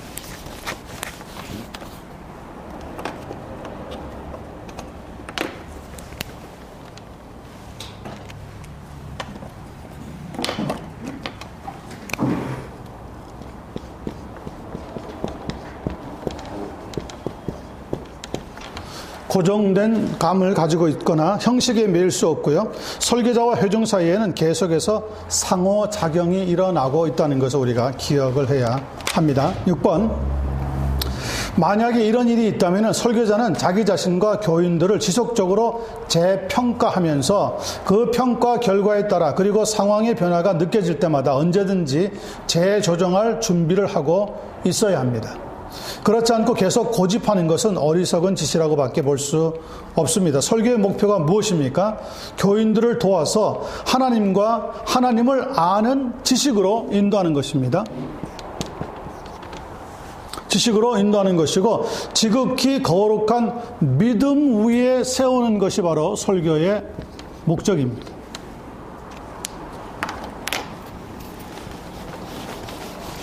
그런데 어떤 한 가지 유형만 계속 고집한다든지 어떤 특별한 형식만 계속 고집을 하게 되어지면은 성도들은 차츰차츰 거기에 대해서 실정을 느낄 수밖에 없습니다. 6번입니다. 설교의 총체성. 이미 앞에서 각 설교는 그 자체로 완결성을 가진 하나의 총체여야 한다고 하는 사실을 우리는 강조했습니다. 이것은 연속 설교에도 그대로 적용이 되어집니다. 그렇게 하려고 하면 설교를 시작할 때 그 전주 설교를 너무 길지 않는 한도에서 간단하고 간략하게 뭐 해줄 필요가 있을까요? 요약, summarize 해줄 필요가 있습니다. 그래야 지난 설교가 이런 내용이었지. 혹은 처음 방문하는 사람들은 이 교회에서는 지난주에 이런 내용을 설교했는데 오늘은 이런 설교를 들을 수가 있구나. 이렇게 연속성이 지어질 수가 있다는 거죠. 2번, 그렇게 함으로써 매주 교회에 나와서 설교를 전부 들은 사람들에게도 그렇지만 어쩌다가 잠시 방문한 사람들에게는 더더욱 그럴 것이고 그날 설교가 연속 설교의 어떤 맥락 속에 들어있는 것인지 전체와는 어떤 관련이 있는 것인지를 보여주게 되는 장점이 있고요. 앞으로는 또 어떤 이야기가 이어질 것인지에 대한 암시를 주는 효과를 가져올 수가 있습니다. 그래서 연속 설교는 상당히 성경적이고 교회나 설교자에게도 크게 유익한데, 다음 한 가지, 절기 설교나 특별한 때가 있을 때는 설교의 내용을 스탑하시고 연결시키되 먼저 그런 절기에 맞는 설교, 특별한 경우에 맞는 설교를 하시는 것이 좋다고 우리가 결론을 내렸습니다. 7번. 자, 중요한 겁니다. 설교 본문을 만들 때 본문에 충실하라 다시 나옵니다. 1번. 설교문을 준비하기 위한 실제적인 작업에 들어가면서 살펴보려고 하는 첫 번째 중요한 사항은 뭐냐? 본문의 의미를 다루는 겁니다. What is the meaning of this text? 이 본문이 말하려고 하는 의미가 무엇이냐? 의미. 즉 본문에 충실해야 한다는 것입니다. 이것은 절대적인 요구사항이고요. 설교자가 반드시 지켜야 하는 골든 룰입니다. 황금 법칙입니다. 오늘 이 본문이 우리에게 무슨 말씀을 하려고 하는 것인가? 그 다음에 이 시대에 우리는 어떻게 이것을 받아들여야 되는가? 적용 부분은 두 번째 문제입니다. 두 번째 문제입니다. 침례교회와 장로교회에 한 가지 약간 다른 점이 있다면, 침례교회는 성경 본문을 택하면 본문에 대한 설명이 1번에서 한 7번, 8번 혹은 10번까지 굉장히 양이 많습니다. 그리고 나서 반드시 무엇을 다루느냐면 애플리케이션이라고 말하는 적용 분야를 다룹니다. 적용. 장로교도 역시 본문을 다루긴 하는데 1번부터 10번까지 길게 내용을 살펴보는 게 아니라 전체를 크게 나누어서 보통은 1번에서 3번까지로 본문의 단락을 정합니다. 그리고 나서 적용이 별로 없습니다. 왜 그런지 아세요? 성경 본문을 성경적으로 다뤄가면 그 안에 적용이 있다고 믿기 때문에 그렇습니다. 특별하게 이렇게 살자라고 적용 내리지 않아도 하나님 말씀을 있는 그대로 바른 의미를 전달해주면 성령께서 우리가 어떻게 살아야 하는지 적용은 가르쳐 주시게 되어 있다는 거죠.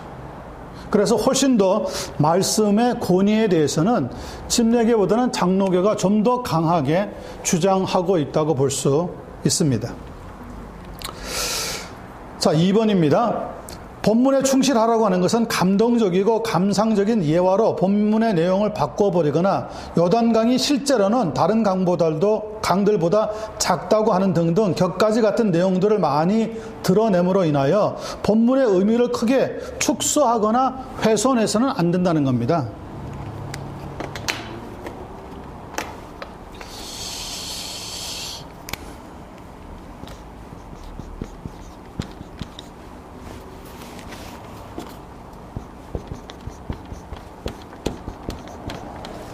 저도 그런 설교의 내용을 들어본 적이 있는데, 예수님이 처음에 공생애를 시작하시면서 세례 요한으로부터 세례받고 물에서 올라오실 때 하늘에서 소리가 들리고 비둘기가 내리시고 그런 이제 영광스러운 모습을 딱 보여주면서 그 요단강이 얼마나 작은지,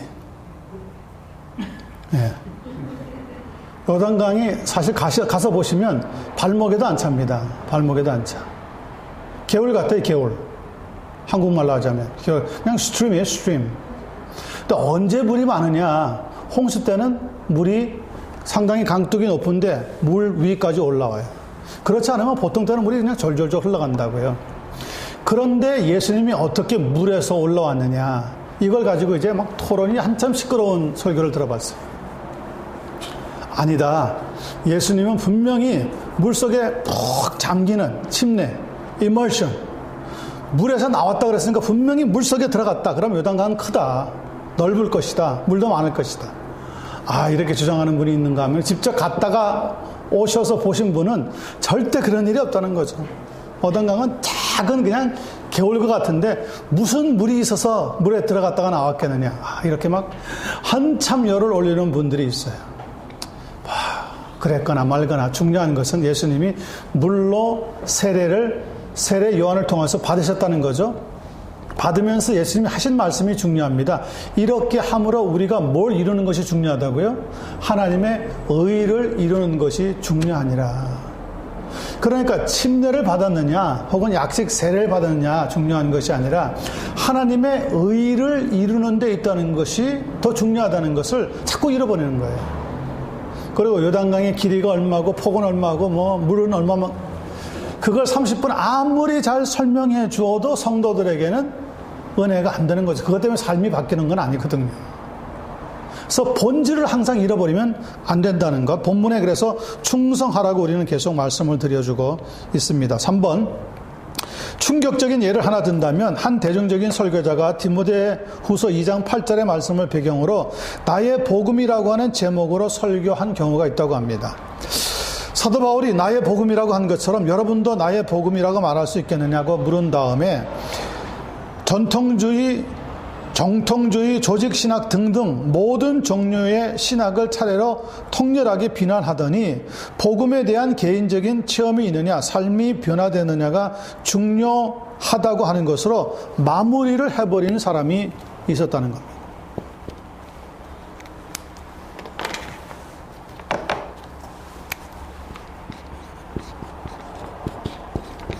신학 강의로서는 썩 훌륭한 가르침을 주었을지 모르겠지만 설교의 내용으로 보아서는 이것은 성경적이지 못한 태도였다는 것을 우리는 생각하지 않을 수가 없습니다.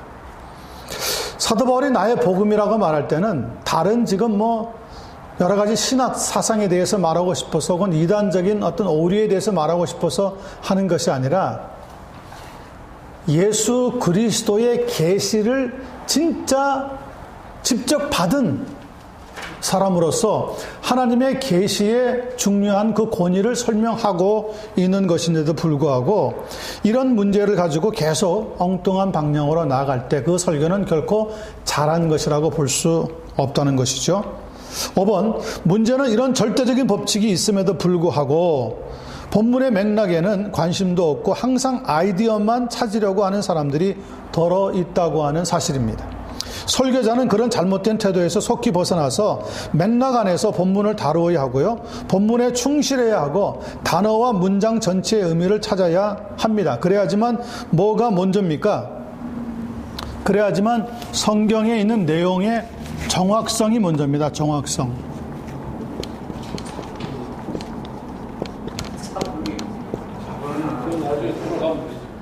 성경이 무엇을 말하려고 하느냐, 이 정확성을 먼저 찾아내는 것이 가장 중요하고요. 그 다음에 다 돌아갈게요. 그 다음에 영적인 의미가 중요하단 말이죠. 그 다음에 영적인 의미. 정확성이 먼저입니다. 성경 본문에 있는 내용의 정확성. 이걸 잃어버리면 안 됩니다. 그리고 우리에게 영적으로 적용시키는 것은 두 번째 문제라고 볼 수 있습니다. 자, 나의 복음.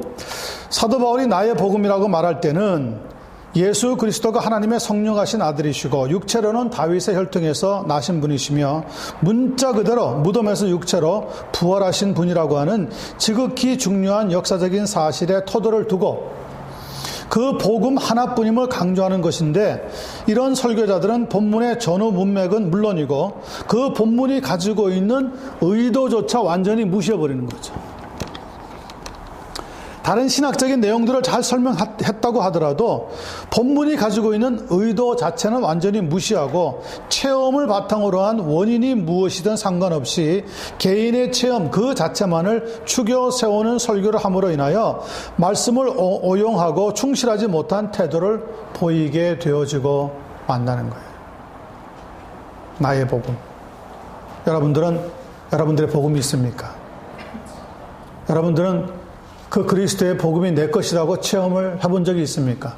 이렇게 하면서 잘못된 오류적인 사상들, 신학들, 이단적인 가르침들을 아무리 30분, 1시간 동안 잘 설명했다고 하더라도 그것은 사도 바울이 말하려고 하고 있는 성경에 나와 있는 나의 복음과는 전혀 그 의도가 다른 사상이라는 거죠.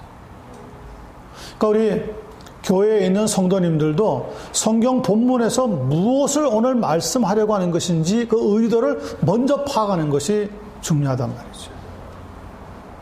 자, 8번. 하여튼 계속 우리가 결론 내리는데 성경 본문의 내용의 정확성이 먼저이고요. 그 다음에 영적인 의미를 우리에게 주는 것은 두 번째로 나오는 것이라고 볼 수 있습니다. 8번, 중요한 메시지를 파악하라고 하는 겁니다. 1번, 설교문을 준비하기 위한 실제적인 작업에 들어가면서 살펴보려고 하는 두 번째 일은 본문에 무엇을 던지는 법을 배우라는 거죠. 질문. 본문을 읽으면 본문에다가 자꾸 질문을 던지라고 부탁하고 있습니다. 왜 그렇습니까? 성경에 기록되어 있는 말씀은 문자가 아니기 때문에 그렇습니다. 하나님의 모든 말씀은 살았고 운동력이 있다 그랬어요. 그래서 말씀에 계속 질문을 던지면 하나님의 말씀이 문자로 기록되어 있는 그 말씀이 내게 다시 응답해오는 체험을 하게 된다고요. 예를 들면 성경 기자는 왜 이렇게 말했는가? 왜 이런 특별한 방식으로 말씀을 했을까? 여기 적혀있는 그러한 의도는 무엇일까? 본문에 나와 있는 말씀의 목표와 목적은 또 무엇일까? 등등의 질문들을 해보는 거죠. 그래서 본문을 억지로 끼워 맞추지 말고 자연스럽게 성령께서 이 열어주시는 말씀을 배워가는 법을 알아야 한다는 겁니다. 2번, 질문을 던진 후에나 질문을 던지는 동안에도 원어 사전이라든지 주석을 참조하면서 자신이 본문을 바로 이해하고 있는지 뭐 하는 것이 타당합니까? 점검해 보는 것이 타당합니다. 내가 던진 질문에 대한 대답이 성경 본문을 통해서 찾아지든지 들려졌다고 하더라도 그 성경에 대해서 정통주의 입장에서 혹은 개혁주의 입장에서 잘 설명해놓은 주석이 있다면 그때에는 자기가 찾은 것과 얼마나 많이 연결성이 있는지 주석을 찾아보면서 내용을 살펴보는 것이 중요하다는 거예요. 그래야지만 이상한 바깥쪽으로 안 빠진단 말이에요. 이렇게 하나님의 말씀이 울타리를 쳐놨는데 이 울타리 밖으로 안 빠져나가는 거죠. 자유주의 신학과 정통주의 신학의 차이는 뭐냐면 자유주의 신학은 자꾸 밖으로 나가고 싶어 하는 거예요. 그래서 성경에 없는 이야기를 자꾸 하는 거죠. 성경에 없는 이야기들을. 그런데 정통주의 입장은 뭐냐? 성경 본문에 자꾸 충실하려고 하는 거예요. 그래서 하나님 말씀이 하지 말라고 하지 않았다면 할 수 있다고 주장하는 사람들이 있는가 하면 하나님 말씀이 침묵을 지키고 있기 때문에 우리는 그것도 하지 말아야 된다고 하는 입장이 있는 거죠. 말이 비슷한 것 같지만 내용은 굉장히 다릅니다. 성경이 그럼 말하지 않는 것은 내 마음대로 다 할 수 있다고 하는 얘기냐? 아니라는 거예요. 성경에 어떤 말이 있습니까? 악은 모두 버리라고요? 모양이라도 버리라. 왜 그런 말씀이 나왔습니까? 분명히 내가 하고 있는 일이 악은 아니에요. 이건 죄 짓는 건 아니에요. 그런데도 그 모양을 닮았으면 하지 말라는 거예요. 왜 그렇죠? 그게 우리의 경건과 거룩을 이뤄나가는 구원의 성화의 모습이기 때문에 그렇다는 거죠. 조심하셔야 되는 부분이 바로 거기에 있습니다. 억지로 끼워 맞추려는 것이 아니라 오히려 사람에게 말을 걸듯이 본문과 이야기하는 법을 배워나가는 것이 중요합니다. 하나님의 음성을 듣는 법 이런 걸 쓴 분이 있어요. 또 그걸 강의로 가르치는 분들도 있고 바로 거기에 위험이 있는 겁니다. 사람이 지금 어떻게 하나님의 음성을 듣습니까? 말씀을 통해서. 그렇죠. 이게 바로 우리의 입장이죠. 성경을 통하여서 성경 안에서 말씀하고 있는 하나님의 음성과 대화하는 법을 배워야 되지, 하나님의 음성을 듣는 법 하면서 성경을 덮어놓고 자꾸 외부에서 들리는 음성을 찾으려고 하는 것이 바로 잘못된 방법인 거죠. 그때 누가 역사하느냐? 마귀가 반드시 역사하게 되어 있습니다. 네, 반드시 역사하게 되어 있습니다.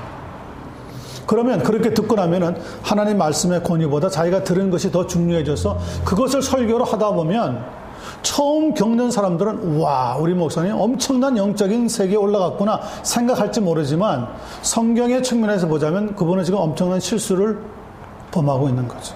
신사도 운동. 네, 신사도 운동이 바로 그런 것 중에 하나죠. 성경에서는 분명히 일시적으로 있었던 사도라고 하는 직분을 오늘날도 계속 된다고 주장하면서 오늘날도 계속되면 사도들이 했던 일도 할 수 있지 않느냐라고 주장하는 일들이 생기는 거죠. 거기에 앞병든 사람이 누굽니까? 피터 웨그너라고 하는 사람이에요. 네, 대가예요. 신사도 운동의 대가. 한국 지부까지 세운 사람이 엄청난 사람이죠. 신학자로서도 엄청난 신학자죠. 라틴 아메리카에 내려가서 선교도 엄청나게 많이 잘했던 사람입니다. 그분이 어디에 있었는지 아세요? 몸담고 있었던 데가 풀러 신학교에 몸담고 있었어요. 풀러 신학교는 신학적인 면에서 굉장히 자유로운 분위기를 가지고 있습니다. 그래서 성경 안에만 갇혀 있는 것을 싫어합니다. 그러다 보니까 신사도 운동과 같은 극단적인 모습으로 나중에 시간적으로 변질되면 나타나는 거죠. 존 윈버라고, 여러분 지금은 세상을 떠났지만 그 토론토의 그 블레싱 철치라고 해서 막 웃음을 웃는 새로운 어떤 그 모습을 보였던 교회가 있었어요. 우리가 보통 이야기하는 Vineyard Movement라고 하는 건데 거기에 많은 한국 목사님들이 빠졌었습니다. 그분은요 강단에 안 올라갑니다. 성령이 말씀을 전할 사람을 자기가 아니더라도 세운다는 거 오늘. 그러면 어떻게 됩니까? 그러면 이제 사람들이 막 신비스럽게 생각할 거 아닙니까? 그러다가 존 윈버 목사가 아니라 다른 사람이 딱 올라가서 설교하면 아, 저 사람한테 하나님의 말씀이 임했는가 보다라고 느끼게 만드는 거죠. 그런 착시 현상이 일어날 때 엄청난 일들이 생깁니다. 그리고 그런 것을 성령의 역사로 일방적으로 결론 지어버리면 그때부터 교회는 이제 난장판이 되는 거예요. 여러분, 하나님은 어떤 하나님이라 그랬죠? 하나님은 어지러움의 하나님이 아니라 질서의 하나님이에요. 모든 게 질서. 특별히 치유 역사한다고 하는 분들 가보면은요, 막 넘어지고 자빠지고, 막 남자분들은 막 넘어지면서 막 계단에 굴러 떨어지기도 하고, 여자분들은 넘어지면 치마가 훌렁거리기도 하고. 하나님이 그렇게 역사하겠습니까? 그런데 그것을 성령의 역사라고 난리가 난다니까요. 그런 거 행하면. 그리고 거기에서 뭐 얻어보겠다고 막 줄을 서가지고 밤새도록 머리 내밀고 안수 받는다니까요. 하나님이 그렇게 역사 안 하신다니까요. 할 수 없다는 게 아니라. 자기 힘으로 못 바꾼다. 그렇죠. 나는 그런 거 많이 봤는데 한 번도 떨어진 적도 없고 되지도 않는데. 특별히 나이 드신 분들이 잘못해가지고 넘어지면요 뇌진탕 그대로 일어납니다. 그렇게 해가지고 죽은 사례가 상당히 많은데 그런 집회를 인도하는 사람들은요 그런 사례는 절대 발표 안 합니다. 절대 발표 안 합니다. 그러니 더 위험하다니까요 이게. 어떤 때는요 교회 밖에 있는 사람들보다 교회 안에서 예수의 이름으로 이상한 일을 행하는 사람들이 더 위험하다니까요. 그게 무슨 부재에서 일어납니까? 좋은 신학의 부재 때문에 일어나는 일들이죠. 좋은 신학은 이렇게 성경이 정해놓은 테두리 밖을 안 나간다니까요. 나갈 수가 없다니까요. 자, 계속 보겠습니다. 자, 3번. 그런 다음에 특정 본문의 주요 메시지와 핵심 의미를 제대로 파악했는지 알아보는 것이 중요한 거죠. 다음에 언급하고 있는 세 가지 상황은 실제로 있었던 일인데 잘 보시고 마무리를 하도록 하겠습니다. 1번. 어느 주일 아침에 들었던 갈라디아서 3장 1절에 대한 설교의 말씀입니다. 제목은 곁길로 가게 될 위험이라고 하는 제목이었는데요. 설교자가 우리를 혼란시키기 쉬운 것들, 특별히 신학과 정통주의를 이야기하는데 시간을 다 써버리고 정작 사도 바울이 하나님의 아들이 우리의 죄를 속하기 위해서 갈보리 언덕 십자가 위에서 돌아가셨다고 하는 이 놀라운 메시지를 듣고 십자가의 영광을 얼핏이라도 보았던 갈라디아 교인들이 할례 같은 문제에 빠져서